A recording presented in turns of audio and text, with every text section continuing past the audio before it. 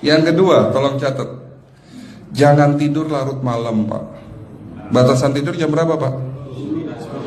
Jam 11 paling telat.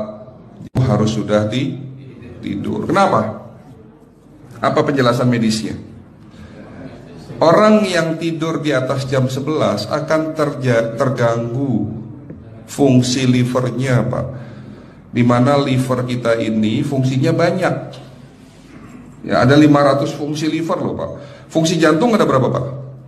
Fungsi jantung 1. Fungsi jantung tugasnya untuk mompa darah. Fungsi ginjal ada berapa? 2. Absorpsi dan filtrasi. Fungsi liver 500 fungsi. Jadi organ yang paling berat dalam tubuh kita kerjanya adalah liver. Liver akan rusak manakala kalau kita tidur di atas jam 11 malam. Berarti 500 fungsi liver bisa rusak, Pak. Ini salah satu penyebab diabetes. Bukan hanya kerusakan pankreas, tapi rusaknya liver bisa jadi penyakit diabetes, Pak. Jadi kalau sakit diabetes itu yang terganggu itu sebetulnya bukan hanya pankreasnya, livernya pun rusak, ususnya pun rusak. Makanya dalam pengobatan diabetes di klinik kami itu bukan hanya ngobatin pankreas, tapi 3 organ penting ini saya obati: usus, liver, dan pankreas. Kebanyakan kenapa kalau dalam pengobatan tradisional mereka tahunya diabetes itu hanya pankreas, ya kan? Tapi di sini dalam pengobatan holistik, orang yang kena liver itu 3 organ ini pasti rusak: usus, liver, dan pankreas. Salah satu penyebab dari kerusakan liver akibat kebiasaan tidur larut malam. Jadi salah satu penyebab diabetes pun bisa karena tidur larut malam. Ya, batasan tidur jam berapa? Sekali lagi, jam 11 harus sudah tidur pulas. Jadi jam 10, setengah 11 paling lambat kita harus tidur pulas. Nanti setelah jam 1 boleh bangun. Yang penting jam 11 sampai jam 1 ini harus tidur pulas. Jadi kalau Bapak mau sholat tahajud jam 2, setengah 3 ya monggo. Ya. Oke, itu yang kedua. Yang ketiga, air putih, Pak, dijaga 2 liter sehari. Bagaimana cara minumnya yang baik? Rasulullah sudah ngajarin kita ada 6 sunnah. Harus duduk, pakai tangan kanan, seteguk demi seteguk, membaca basmalah di saat minum, diakhiri dengan alhamdulillah, kan begitu. Ya, pagi hari minum 1 gelas, bangun tidur sebelum sholat subuh. Setelah sholat subuh boleh teh, tapi juga dibilas dengan 1 gelas air putih.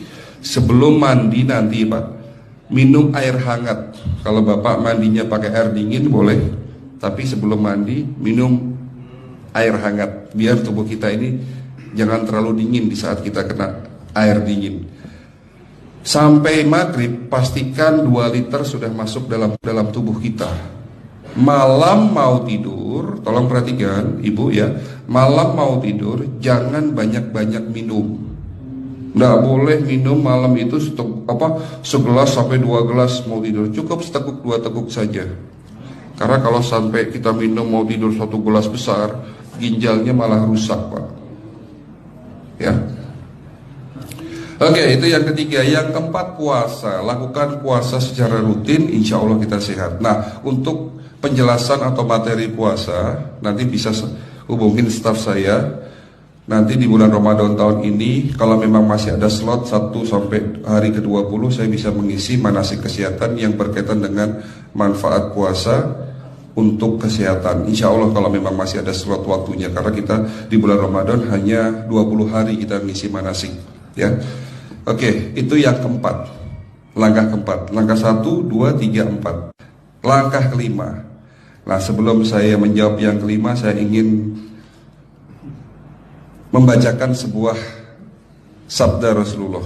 Rasulullah bersabda, di dalam tubuhmu ada segumpal daging. Jika segumpal daging itu sakit, akan sakitlah seluruh tubuhmu. Dan jika segumpal daging itu rusak, akan rusaklah seluruh tubuhmu. Apa itu segumpal daging?